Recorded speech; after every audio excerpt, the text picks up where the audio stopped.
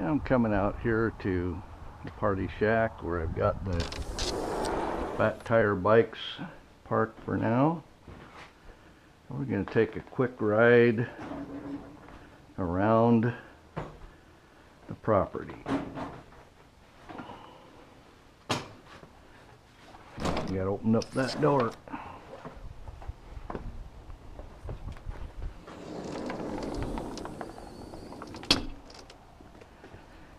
I don't know if you've ever gotten on a fat tire bike before, or any bike, but you kind of push off and throw your leg over it, and on you go.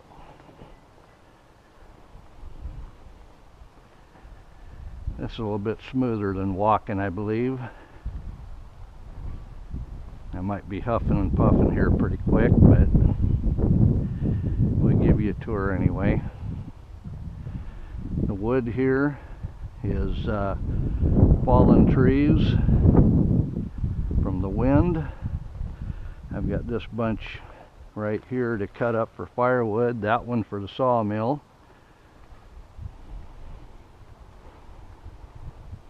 And I'm going uphill a little bit yet. Pretty quick I'll be going downhill.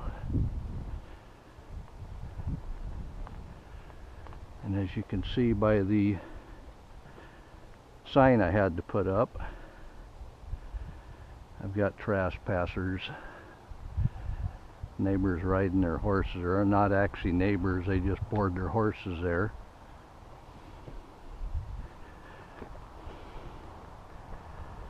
I've got a tree stand. I got my little gate I made,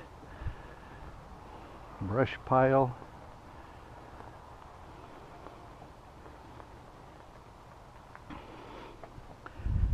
And out in the distance you see a teepee my brother and I put up years ago.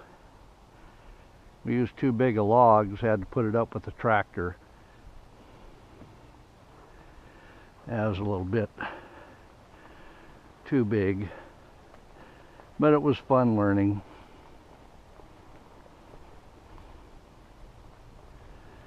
And I've got the trail the neighbors decide they're going to ride their quad down on my property with.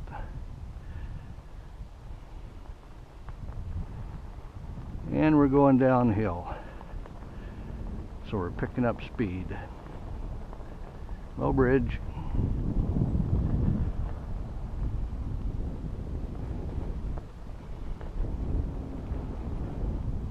Better watch that speed limit. It's right in here. I'll just show you a few things. This bunch of mess of trees here is what's called vine maple. They have a maple leaf. They get to be a big clump like that, and maybe they'll end up being bigger than that, and after they get so big they just fall over. So it's kind of a messy tree. And then this is a old cedar, and you can tell by the bark that's been eaten off. The animals come in here, they love it. Cedar was the tree the Native Americans would eat as well, parts of it. And right next to it here is a stump. Now that was a tree that was taken out over 100 years ago, and the stump still remains. This property has never been developed. It's still what I call ancient land, which means a caterpillar hasn't pushed everything in a pile at any time in its history and made anything level or planned the land at all. It's just basically ancient land, the way the landscape has been for thousands of years.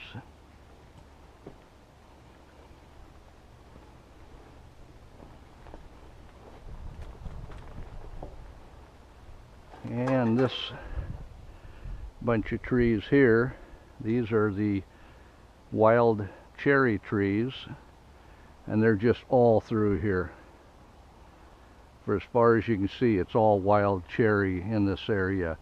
And the reason for that is I have a I have a pie cherry tree, and when the birds poop out those seeds, the tree that grows is the original root tree. So that pie cherry was grafted off of a wild cherry, which is easy to cultivate. And then, like I say, they do graft the trees. All the fruit trees have been grafted into what they are above the graft.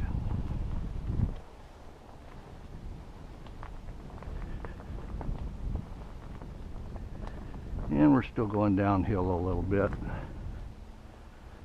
Now this trail is all fallen in with the wind and the snow, so I'm just leaving it closed. It goes to my wiki up. That'll have to be another hike or bike ride. Here we go with what a vine maple will look like. It was growing on top of an old stump, and then the whole thing just fell over. It's quite common for the vine maple just to, and there's one past it, just to get that big, and the weight of itself, the whole thing just falls over. So if you manage it right, and it's just all through here, if you manage it right, you can cut that up with a saw, leave it out all summer in the sun and rain, and in the winter you've got maple wood you can burn. It might be vine maple, but it's still a hardwood, and it burns good and hot.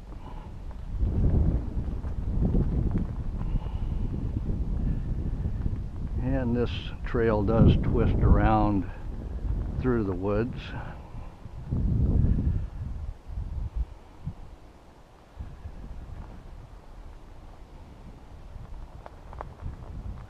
We got wild blackberry in here, vine maple, we've got cherry.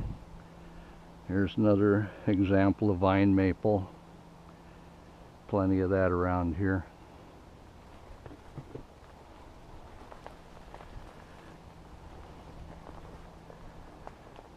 And we're going to come out into the clearing here. And this is still my property. I have 7.5 acres of power line. Scotch broom they sprayed last year. Unfortunately, they sprayed it on the Himalaya blackberries, so we might not get any berry wine from them this year. Might have killed them as well. Of course, you don't want to be consuming anything with pesticides or herbicides in it. But those blackberries were very thick through there. Looks like it pretty much killed them. Now I could go on the trail over here, but that'll be another time. But the field here is a good place to find the black-tailed deer. I've seen porcupines, raccoons, and possums.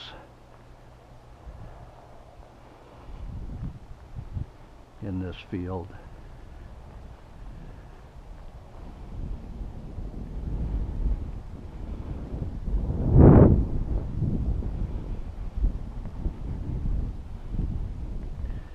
And all these tracks are from another neighbor. That wind's getting it there now, I know.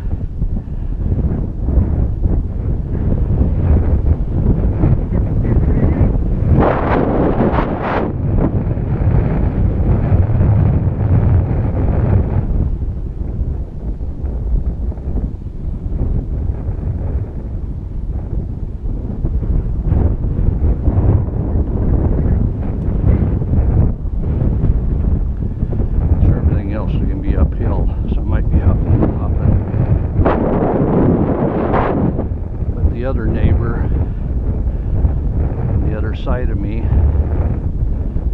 decided he wanted to race his truck out in the mud, and he's made this mess, making it his racetrack.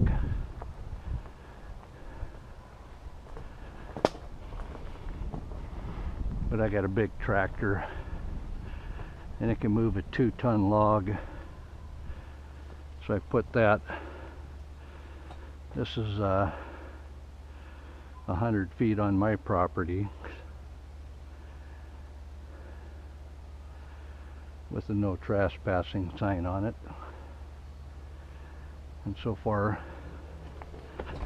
it hasn't been bothered.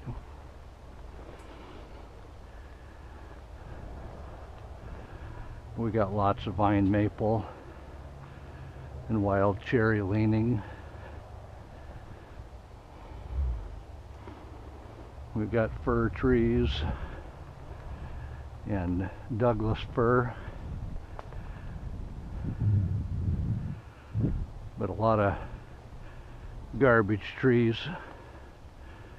All the garbage trees end up being firewood, so that's okay. And I am pedaling uphill.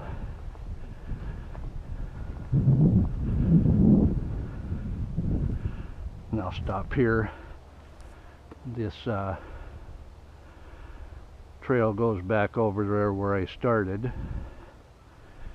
or we'll walk out into the field here.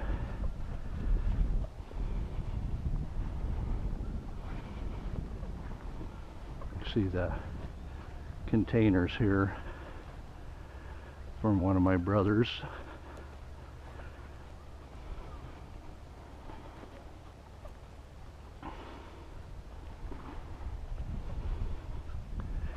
And there's the other side of the teepee.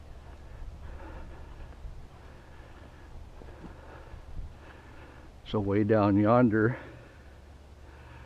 is where I peeked at it from the beginning.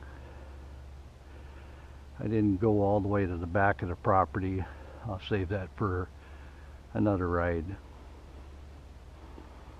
And there's the house there.